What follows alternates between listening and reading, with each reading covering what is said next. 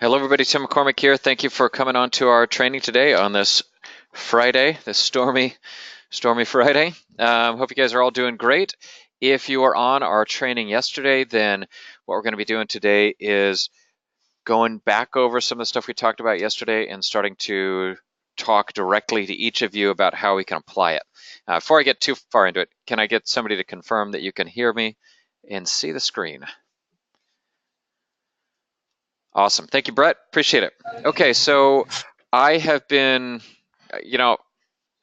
took longer than I was hoping. Unfortunately, I was trying to get the whole market. We're completely redoing the market focus workbook that all the offices are going to be doing. So I'm hoping to have it done before this call, but it is only about 70% done, and I don't want to launch it incomplete. Very soon, by Monday at the latest, you guys are going to have the workbook, and then you'll need to go through these questions and answers with your PM, because frankly, you guys have got to apply these things for your business if you want to be growing. Now, some of the people who are on the call, even looking, this stuff's going to be pretty straightforward, right? So if you, for example, open a member office with us because you already have another successful business, like for Suzanne, she's doing taxes. This whole thing's going to be easy, and in fact, is almost not super relevant because you know the clients you're going to have coming through without trying. That's going to be your base. But you're going to want to go through these steps if you want to grow beyond that base in order to get more of a specific client. And it's better to get a lot of one kind of client over and over and over again than everything under the sun, which is what you're going to get if you don't specify. So I'm just going to start knocking through some of this stuff and start going through these decisions. What I'm hoping is I can, the other day I sent out an email asking for everybody's target focus, and I want to tell you one of the ones. I'm just going to read one of the responses I got, and nothing that I'm saying here is intended to, I'm not trying to make somebody look bad. I want to make sure you guys don't get that at all. But this is the focus that I received. The focus is CRE, UBF, and RBA. That's the focus. It's the whole thing. And I'm hoping that if you listened to the training yesterday, they understand why that is incomplete for you guys to actually succeed. The first thing you want to do is choose a target product or a product mix. There's nothing wrong with having 3 products that you want to be good at. But what you want to do is take that the next 2-3 steps down to something that you actually have a way to market. Just saying that you have 3 products, well, you might as well say you have all the products, right? What's the point? I mean, you're gonna learn about all of our products. You want to get really good in some. There's nothing wrong. And I'm just thinking out loud. So CRE, that's real estate, is going to be great for people that want to do a lot of real estate deals. Marketing for that is worlds apart from marketing for revenue-based advance. That is not the same client at all. And so how do you market for CRE and RBA at the same point? Well, you can't really, right? Unless you're trying to market to businesses that are trying to buy buildings but can't afford it because they have cash flow problems. Again, those are different clients, right? Somebody's trying to buy a building probably has money to buy a building, and they probably don't have cash flow problems, which is where they're looking to get a revenue advance. It's not cash flow problem, maybe isn't the best way to put it, but revenue advance is bad rates on, sorry, I'm going to mute because I'm getting some background noise here. Revenue advance is, I guess I'm hoping what you're getting out of this is that they're very different. And, like if you want to do CRE for fix and flip, that actually goes very well with the credit card program. Somebody comes in, they need working capital, they need money for their fix and flips. Maybe they finance the fix and flip directly through a fix and flip program, and then they get working capital on the credit cards on the side. Those are 2 programs that work very well together, and that makes a lot of sense. But only if you're targeting fix and flip. If you're looking to target the long-term real estate investor, or let's say somebody wants to get cash out of a building because they're in a distressed situation, which we service lots of. I mean, I feel like we have more clients in that situation than another situation, the CRE program. For example, we had one lady that owned a building, needed to pull money out in order to pay for tenant improvements. That she didn't have good credit, and that's why she couldn't go get a traditional loan. If she didn't have good credit, she's not going to qualify for the credit card program. So if you're going after distressed, sort of somebody pulling money out of a big piece of property or real estate because they can't get a traditional loan, you know by default they don't qualify for the credit card program, and that's maybe not a good target for you. So your target mix should really work together for you within your target focus, and that's what I want to do. Really, if you come to me and say my target is 3 programs, I'm going to say, okay, but what's the most important one? And that's probably the one you're going to do more of, right? If you're coming to me with the CRE for fix and flip and the credit card program combined, that's awesome.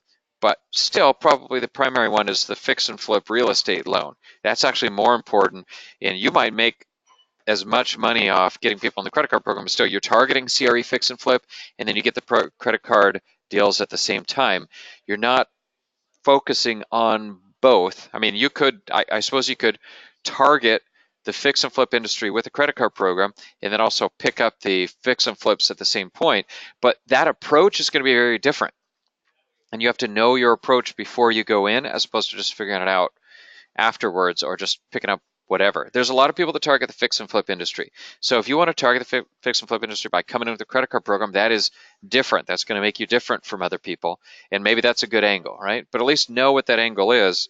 But if your goal is really to get a bunch of credit card clients and you go in marketing or fix and flip program against other people and you're not really versed on that, and really your goal is to get something else, you're shooting yourself in the foot and giving yourself a disadvantage from the get-go. So know your products, know your product mix, and know which one is your number one important one that's really going to be determining the rest of your decisions. Beyond that, your target client, again, I hope you're hearing from the way I talk through this stuff. If you want to target a specific person, you need to know who that person is, or business. You need to know what that business is. You need to know the product size and everything. So I'm curious, who on the call knows what their number one product is that they want to do beyond anything else? Brett, are you able to comment? What would you say is your number one product, Brett? Okay, so Suzanne is mentioning the credit card program. All right, credit card program is good. We've done that for years. I mean, we've done hundreds of millions of dollars in the credit card program, and it's that could be good for accounting. If I was in your shoes, Suzanne, I might be thinking term loans. The credit card program is a little faster. The term loan has good commissions, and people are going to love it. So that's something to think about. Don said he wants to target fix and flip. That's great. If you're doing fix and flip, then I'm assuming that your target focus product for the fix and flip industry would be either CRE, maybe the credit card program. Retirement rollovers are actually good. A lot of people don't know that you can use 401k funds in order to finance fix and flips, and we have a way to facilitate that. In the fix and flip industry, a lot of people do self-direct IRAs, but for people that have money in a 401k and they don't want to put it into an IRA, here's a way that they can grow a business. So that's something that you'd want to potentially know about. But on the other hand, if you're targeting fix and flip, you probably don't want to spend a lot of time learning revenue advance or SBA loan stuff, because it's not going to give you a lot of benefit. I would make sure to know obviously all programs. It doesn't take long. Go through the benefits and documents for those programs so that you have a high level of awareness of what it is, but then deep dive in the programs that you're going to be doing a lot of so that you're experts in those. All right, so Suzanne says some of her clients have great credit but limited gross revenues. All right, that's a great reason why the credit card program would be excellent for them. Also, retirement rollovers could be good. Retirement rollover maybe isn't the highest paying of all of our products, but don't forget, everyone, that is literally the best way for someone to finance a business, because they finance it with no debt, and then imagine you're giving a loan to yourself, and this interest rate, that interest money you would be paying to a bank, is instead going back into your retirement funds. So it's a win-win for somebody to be able to invest in themselves. So I won't go on about that a lot. But anyway, target and product mix. And one of the things I want to mention is that we're constantly coming out with new products. We're going to be rolling out some residual sort of side income products over the next, well, continually, forever. And I want to make sure you guys understand that we come out with new products, and some of them are going to be relevant to you, and some of them aren't. And focus on them. I wouldn't say focus on them, right? When we come out with other things, they're often side products, right? Know they exist, do referrals when you can, but don't focus on those. You always want to pick an industry and all these targets I'm talking about, pick those focuses and stick on those. And if there's side things, you could do side, and like Suzanne could be picking on you a lot today, but we've launched a partnership with ADP, and you'll be able to offer payroll services and get a good residual on those. That's something you can add, but you don't want to turn it into your focus in any way, right? You still want to focus on the financing, or of course for you, the number one focus for you is your regular accounting business, and everything that we have are side revenue streams where you can make extra money. We'll be launching that next week, I believe. All right, so know your product market and the product mix, and discuss that with us, right? This should be a discussion you're having. Say, hey, I want to do these couple things. Let's talk about how they work together, and we can predict when it will and won't work, so we can target the times that it will work. All right, so industry geography. I'm actually expanding this a little bit to, I'm switching this to be geography first, industry second, and then company size. We definitely want to make sure to add company size in there, so that you're targeting companies we can actually help. Your target situation. I'm putting together the worksheet to really dig into that a little bit.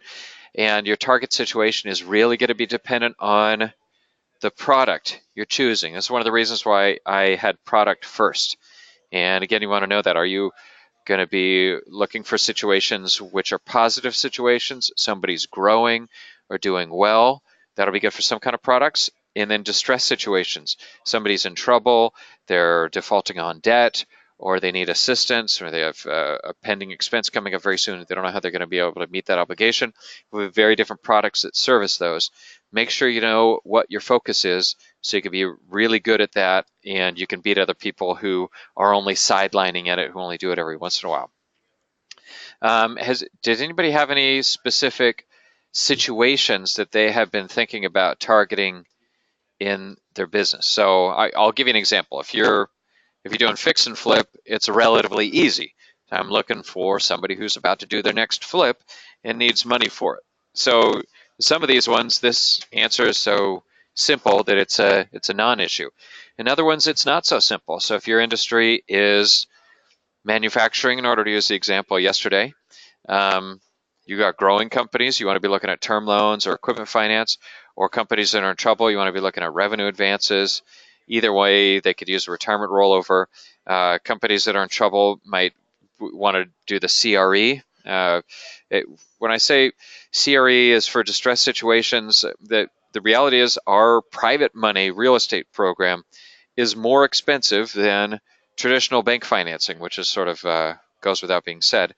Somebody who's doing really well and has real estate assets, they potentially qualify for an SBA loan. That's going to be way cheaper than going and get a private money loan.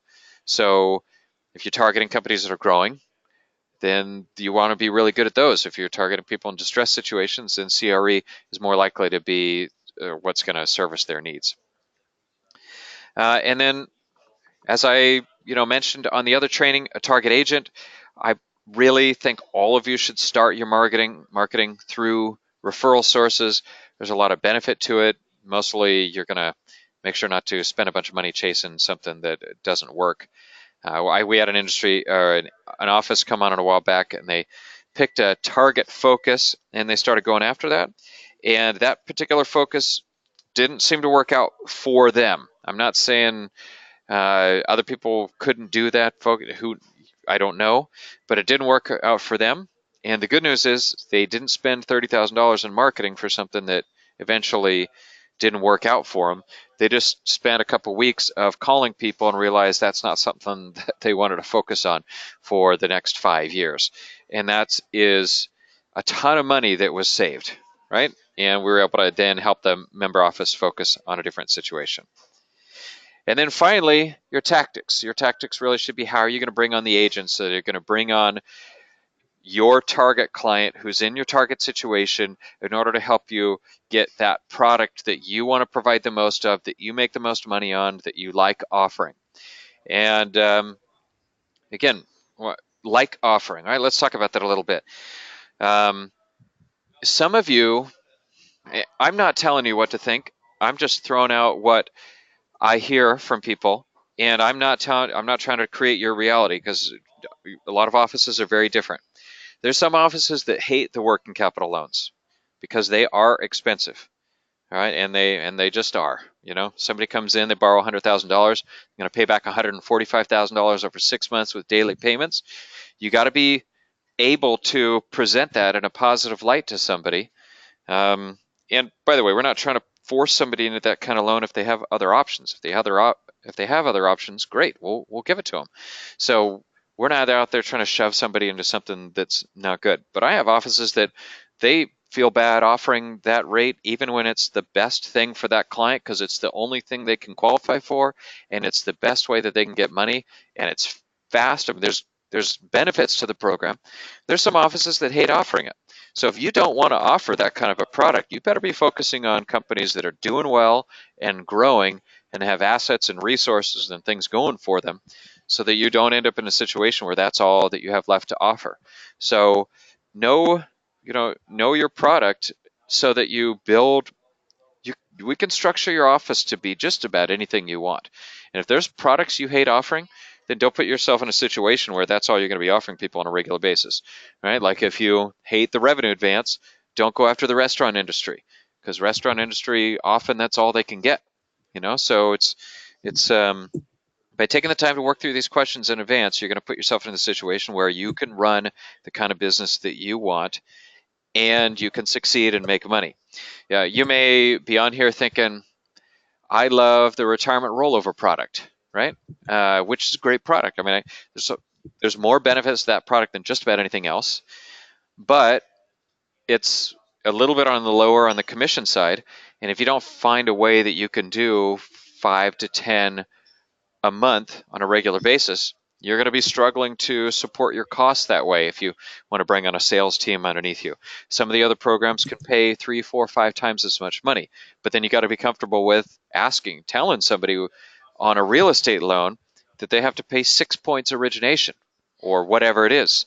If you have trouble presenting those kind of rates, we do it for you. But anyway, I'm just sort of going over these things so that you're prepared for it, because if you're offering something halfway, if you think it's a bad loan and you offer it to somebody the whole time thinking it's a bad loan, they're going to feel it. And even if it's the best thing for them, they may not do it.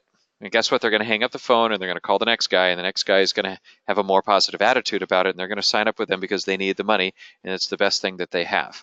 And you got to get behind it. Sales is like that. You got to believe in what you're selling. And I'm not saying that you should change how you feel. If you don't believe it's good, great. Let's not do that. We have a lot of options here. We have ways that you can offer other kind of products. Let's just make sure to structure your office so that it serves your reality and creates a situation that you want to succeed in. And of course, last but not least is tactics. All right, so let's go through this. Don, we'll use you as a test case because you said you like the fix and flip industry, right? So we'll work that backwards. And again, I have an order here, and Don said he wants to target fix and flip, which is, it's kind of like a target client or target situation, and that's fine. So we start with that, and we can work backwards. You can reorder these. You can reorder these things, and that's great. In fact, you may go through all this and say, I want to focus on CRE in this, and when you get down to the agents, you find out that you have an amazing network of people that can bring you business startups, and you'll get business startups all day long. And great, well then maybe we should go back and do the whole thing over again with the reality of you have an amazing network of people that can bring you startups, and see if it works for you. And you think, okay, well, we do have I have a lot of people that bring me startups. We have 5 different ways to finance startups. Well, that's I got a lot of product options. That's really good. And you may think I'm really interested in the franchise space in Texas or whatever, wherever you are. So you may do this, and then when you get to the agent, start over again. That's totally fine. But that's why we go through it, so it's all intentional. We can make sure that, conversely, you may go through all this and find out that you have no way to bring in agents that can bring you something, whatever you decided. All right, so let's go to Don. All right, so Don said fix and flip, so that's sort of a target client. Well, we know that fix and flip works for CRE and the credit card program and the retirement rollover program. Those are all very good. If I was Don in the situation, I probably wouldn't spend a bunch of time learning about equipment. I'd know generally what is needed for it, but I wouldn't spend a lot of time on that. And term loans, no reason to spend a lot of time on the term loans. What am I forgetting? That's probably it, right? So I know my product mix. It's going to be primarily real estate, secondary UBF, and BDRA. That's the primary mix there. I'm not going to spend a lot of time learning about revenue-based advances because I'm probably not going to be offering those. It's really hard to offer a revenue advance to a fix and flipper. It's just not going to happen, so don't waste any time on it. So now I know my product mix: primary CRE, secondary UBF, and BDRA. Then I'm going to think, if I were you, Don, I think, where am I? So we'll do geography-wise. Let's first think about where you are. Now, if you're sitting there thinking, he's talking about where I am, but I'm a really strong internet marketer. Now, I've said choose your tactics last, but if you know that you're really strong in a certain marketing tactic, well, of course, you want to keep that in mind as you're going through this. If you're a really strong internet marketer, then maybe you don't want to focus on, you do a hyper-local focus because you know how to bring in clients from all across the U.S.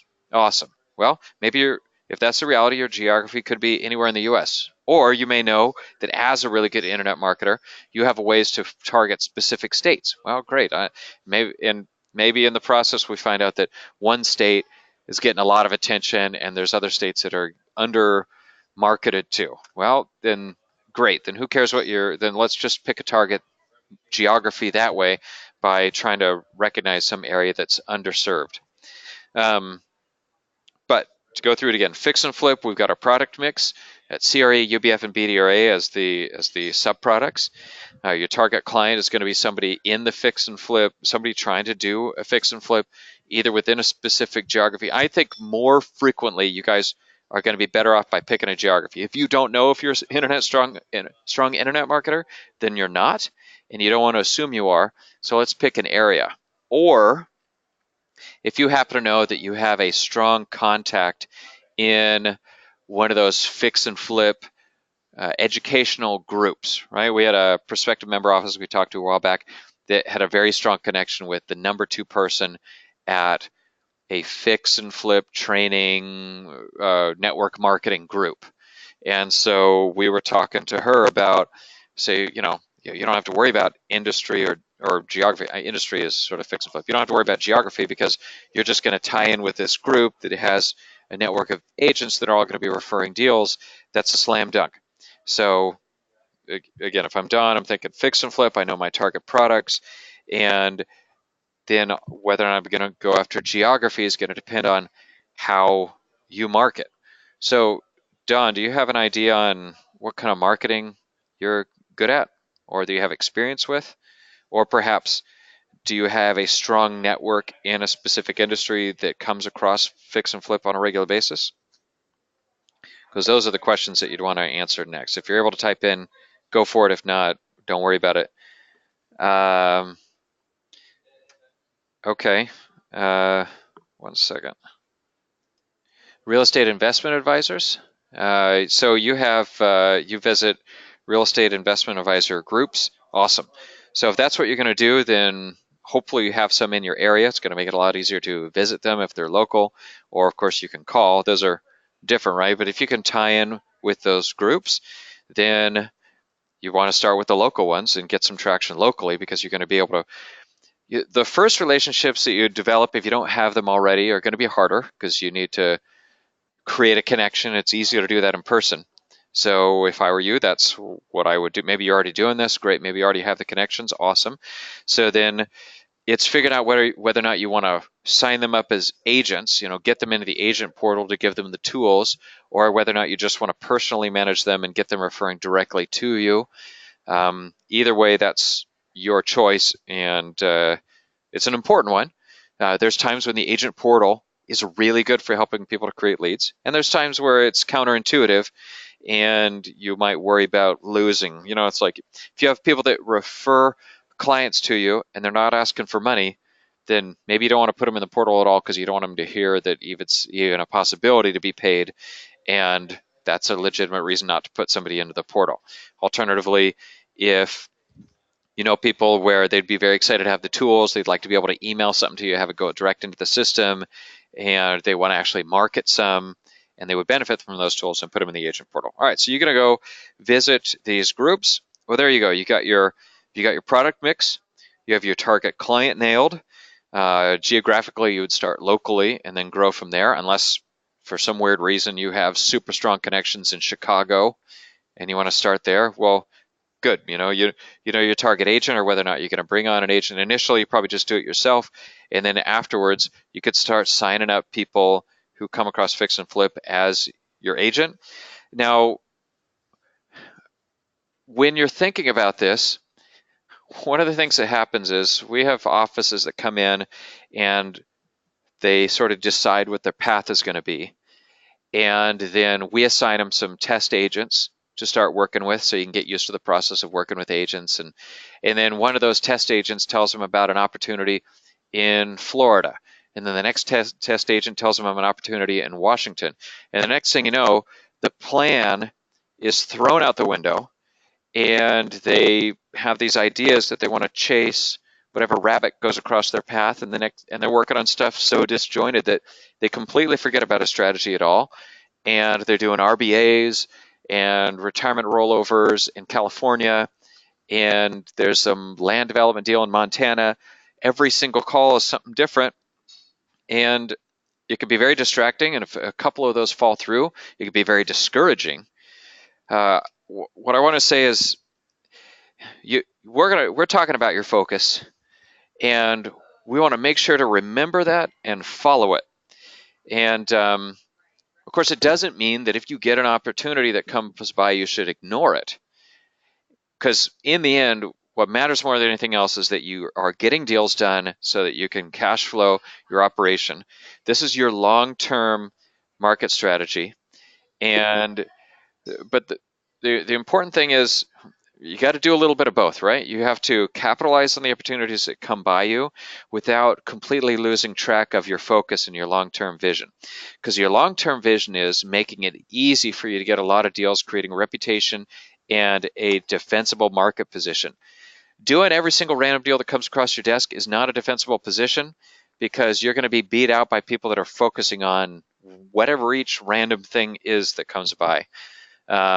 So, grab the opportunities that come in front of you, but do that a little bit until you get experience, and then let's make sure to have a specific focus that we're working on, and let's apply the tactics that we're talking about here.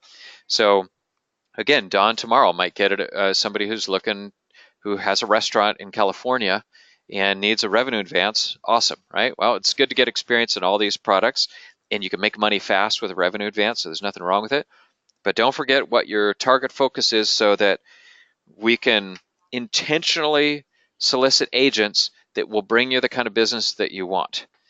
And there's nothing you can do to stop somebody from bringing you all sorts of random business. It's going to happen. It's just going to happen. The more success you have in one product, the more other random stuff you're going to get that comes into you. And that's great. But if you start chasing the other stuff too much, you're going to lose that core function, which is really the thing that's going to grow and bring in other stuff.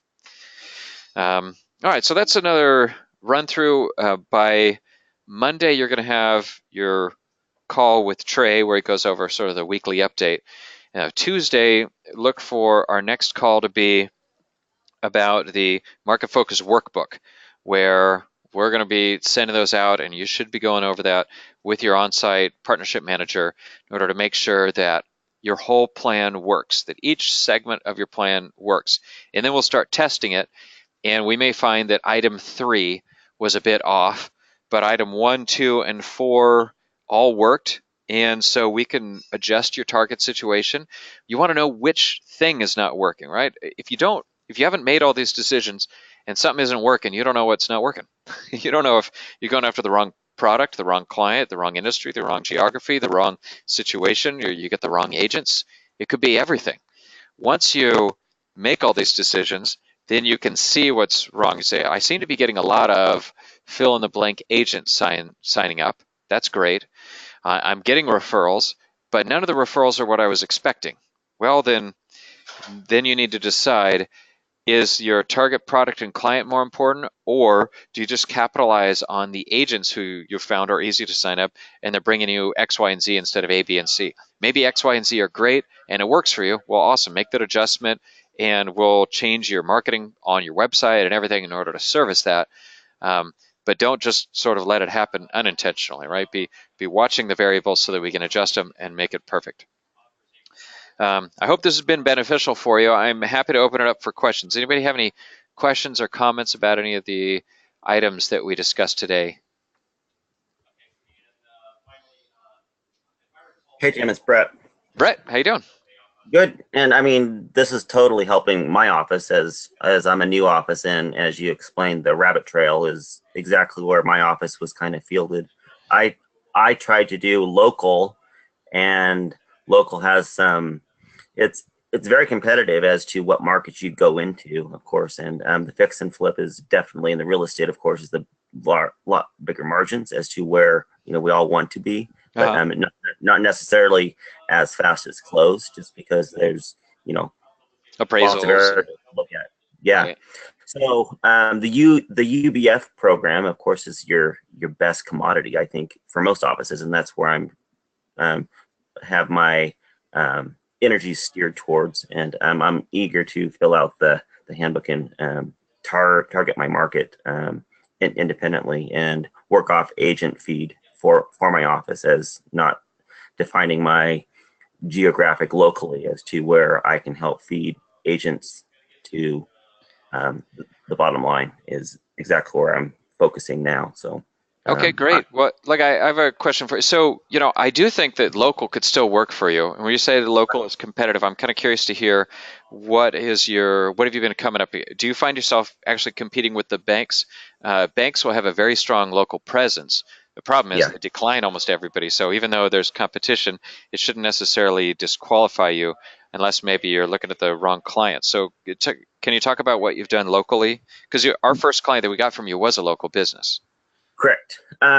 And in most cases, I've gone after local commercial real estate on that side, and investment property sides of things, and most have that relationship with banks, and they tend to be reserved as to touching their 401ks, and it's just I'm looking to close some deals, so then you have the notoriety to move forward with it. Hmm. A lot of them have that relationship with banks on a 8% margin usually, and they're comfortable with that. And it just seems to be somewhat of a reserve for them to sign a bottom line to work with someone differently, other than what they've done in the past. So Yeah, so I'm going to throw in some comments and then you can correct me if I'm sure, yeah, sure, misunderstanding.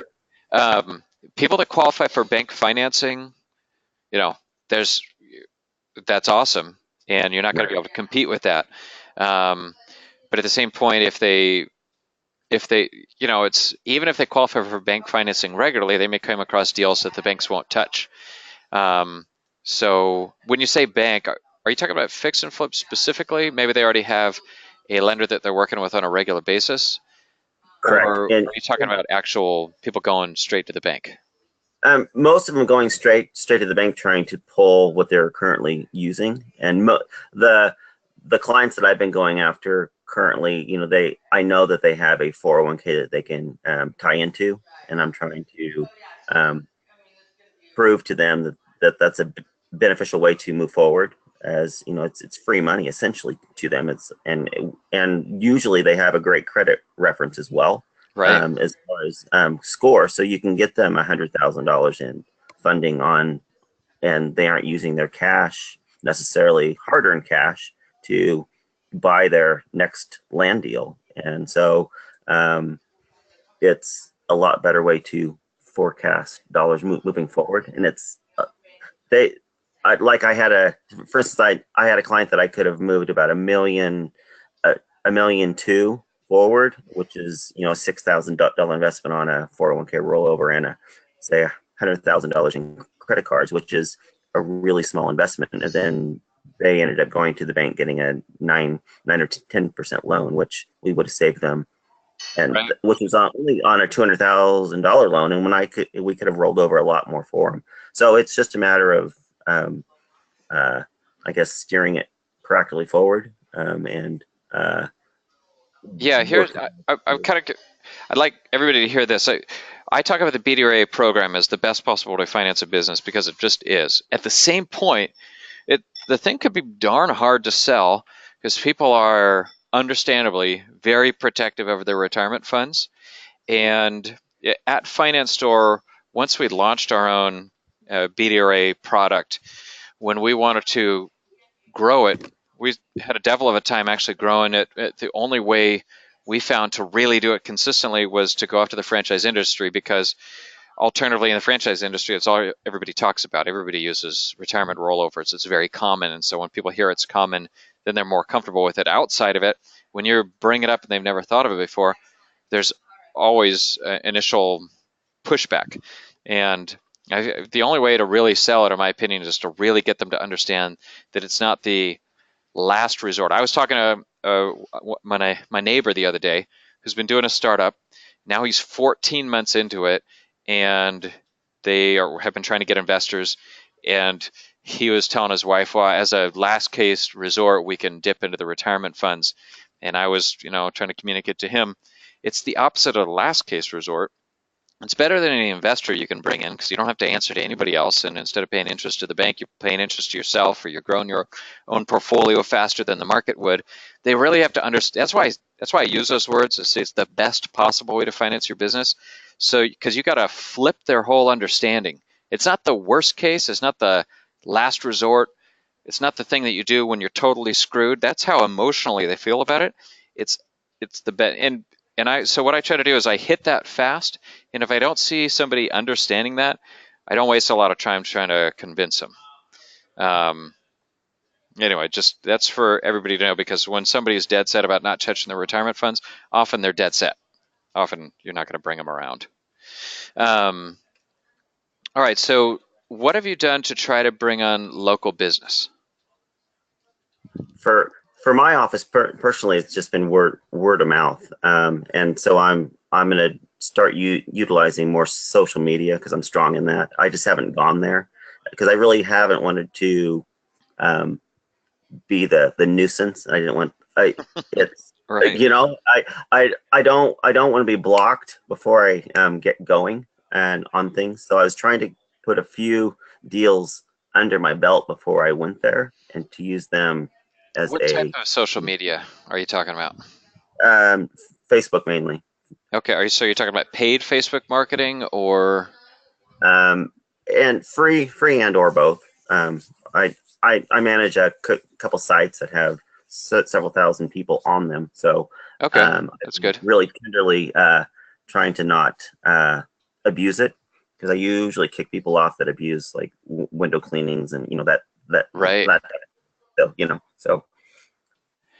Okay, well that's interesting. I know more about how to use LinkedIn groups, because LinkedIn groups tend to be a little more open to business promotion, since that's what the whole platform is about, really. Mhm. Um, you're right to say that people tend to be pretty careful about that kind of a thing. So obviously, every social media platform is very different, and you advertise it in a very different way. So it's good for you to be careful about how you approach that. Are you trying to do that for local business, or are you then trying to do it for non-local business for Facebook? They tend to be Primarily local local clients. Okay. for my office to be local. Yeah. Okay. Well, that's good. Um, one of the weird things about finance that I say it's weird, it seems a little weird to me, is a lot of people look at the act of getting a loan as some people take the stance that admitting that they had to get a loan is like something bad, or like airing their dirty laundry. And so we've had clients that don't want us to tell anybody that they got a loan because, I don't know, they feel like it's an admission. Maybe they're thinking of themselves in a tough situation and they feel like just admitting they got a loan is a bad thing. So if I were you, I would try to figure out some way, and I don't have the answer for that, some way for people to be proud about the fact that they're seeking financing, and maybe create a little award in the group, like let's reward businesses that are growing and seeking financing to do so. I don't know if there's a way to do that, but if you could find a way for people to brag about the fact. So like if somebody's doing a startup and they're looking for investors, they're bragging about it. They're promoting their business and they're putting themselves out there trying to get investors. If you can get that same attitude for seeking financing, in fact, maybe that's it. Find a way, tell people, hey, we want to open this up in this forum. If you're seeking investors for your company, put it up here, and then every one of those people you can offer bank financing to, because getting investors is like almost impossible for most people. And a lot of people seek investors for companies that would never qualify for investor funding. And that's a great way to get up to. In fact, when I started in this business, the very first thing I did that was very successful for me is I found a website where people went on to tell people that they were looking for investors, and I just offered them bank financing. And that's how I got my first clients. I got 3 clients in my first month with absolutely no support or help in any way from that type of a forum. So if you create a local forum, and to give you guys something else, if you're familiar with Lendio, they're a big player, a big online player. Before they were Lendio, they were, heck man, now I'm like forgetting their name. Shoot. I forgot their name. Before they were Lendio, there was something else. And what they did, their marketing strategies, they went around to different cities and had fast pitch competitions where people get up and they pitch their business concept, and then they sold them services to help get investors, and then they transitioned to bank financing because, as I would hope you know, bank financing is more consistent and easier to do than investor financing, which is super hard, and people spend a ton of time and get nothing. So they'd have these fast pitch competitions. If you could get something locally like that, get local businesses to do presentations about their business, and then you could offer financing to all of them. You could be your own sponsor for your own event. Right. Anyway, I'm just spitballing ideas. What I'm hoping other people get from this, if these concepts are totally irrelevant to you, is how we're thinking through a way to do something that gives you a competitive advantage, right? Like, Brett, you could be the guy for startups in your area seeking investors and run a monthly fast pitch competition and become an event that, and you, through that, you'd actually get people who invest in local businesses to come, and they'll have people coming to them all the time that they turn down, and they could turn them over to you because you're the guy for running a local meeting. I mean, that's a really interesting way to get repeat business and grow a reputation in the area that I think could be kind of fun, because it's fun watching people pitch their company for investors. So anyway, we could talk about more stuff, but that's definitely going to people who have existing bank relationships and are qualifying for bank financing for real estate deals. That's tough. You want to find the people that don't qualify or used to qualify and now they don't, or they own land or they want to do their next purchase, but the bank turned them down. Maybe their credit got worse. Those are the kind of people where we can provide a lot of value and they don't have other options. We definitely, there's no benefit to try to talk somebody into taking a worse kind of financing if they qualify for better, and that's going to be hard long term. So, well, awesome. I'll go and wrap it up for this. Is getting a little bit long. I appreciate everybody that came on. Thank you, Brett, for giving some examples. Suzanne, Don, I appreciate your input. We'll wrap it up for the day. Have a great weekend. And if you're in the affected areas, then I hope you get the heck out of them, or I hope that it's not so bad. It's been some crazy weather recently. Look forward to talking to you guys next week. Next Tuesday, please come. I'll send out the form in advance, and then we'll talk about it on the call. And hopefully over the next week or two, everybody can complete it. And one of the hardest parts about putting this form together is, I hope you're hearing from this conversation that you can go through it and then you have to go back and redo it. And you need to do it with us, not on your own, because we'll help guide you away from things that are going to be a waste of time. We want you all to be successful. We only succeed when you succeed. So thanks everybody for coming on, and we look forward to doing a lot more deals together.